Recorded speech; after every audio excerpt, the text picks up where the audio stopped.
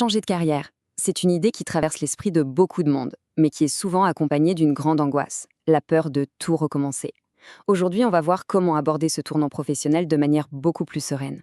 La première idée reçue, celle qu'on entend partout, c'est justement ça. Changer de voie, ce serait comme appuyer sur reset, tout jeter et repartir de la case départ. En réalité, c'est complètement faux. Ce passé professionnel, loin d'être un poids, est en fait un véritable trésor. Le tout, c'est de savoir comment le mettre en valeur. Pour y voir plus clair, on va décortiquer ça ensemble en 6 étapes. On va parler du mythe du redémarrage, des compétences transférables, de comment les identifier, les traduire pour un nouveau secteur, bien les présenter et enfin, comment en faire un avantage unique. Allez, on commence par le commencement. On va déconstruire une bonne fois pour toutes cette fameuse idée qu'il faudrait repartir de zéro. En fait, il faut imaginer une carrière non pas comme une ligne droite, mais plutôt comme une sorte de boîte à outils qui se remplit au fil des ans. Chaque expérience ajoute un nouvel outil, une nouvelle compétence qui peut très bien servir ailleurs. Bon, mais de quels outils parle-t-on concrètement? Qu'est-ce que c'est une compétence transférable? Eh bien, c'est tout simplement une compétence qui n'est pas attachée à un poste ou à une industrie en particulier. C'est le socle, la fondation sur laquelle on peut construire la suite de son parcours professionnel, quel qu'il soit. Généralement, on les classe en 3 grandes familles. Il y a les compétences techniques, qu'on appelle aussi hard skills, la maîtrise d'un logiciel par exemple. Ensuite, les compétences comportementales, les fameuses soft skills, le leadership, la communication. Et enfin, les compétences hybrides, qui sont un peu un mélange des deux, comme la gestion de projet. D'accord, mais comment fait-on pour mettre le doigt sur ces pépites qui sont parfois enfouies dans notre propre parcours? Heureusement, il existe une méthode assez simple pour ça. L'idée, c'est de procéder en 2 temps. D'abord, on fait un grand inventaire, un audit complet de son parcours.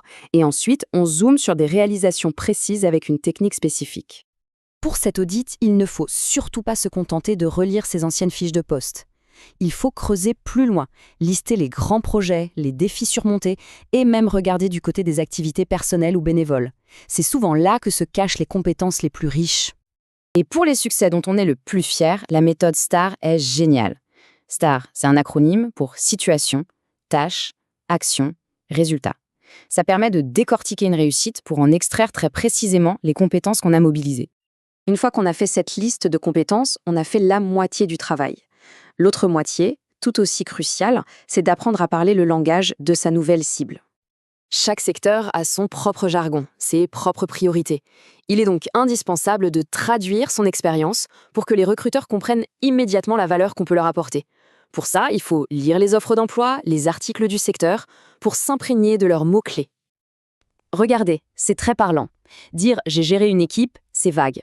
Mais dire « j'ai encadré et développé une équipe de 15 personnes, améliorant la productivité de 20%, là, tout de suite, c'est concret, c'est chiffré, ça a de l'impact.